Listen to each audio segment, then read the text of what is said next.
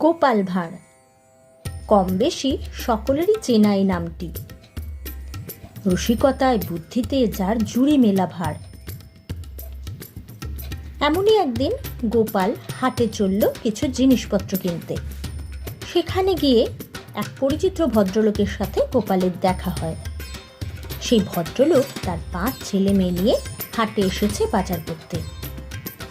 গোপালের সাথে তার ছেলে মেয়েদের আলাপ করিয়ে দিল এবং গোপাল তখন জিজ্ঞেস করলো, তো কি নাম রেখেছেন ছেলেদের?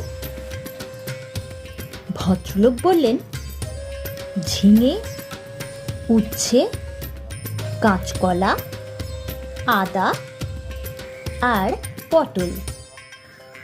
ছেলে মেয়েদের নাম শুনে গোপাল তো একেবারে অবাক। শুক্তোর কথা মনে পড়ে গেল তার। গোপাল তখন হাসতে হাসতে বলল, তা 5 জনের নাম আলাদা আলাদা করে না বলে শুক্তো বললেই হতো।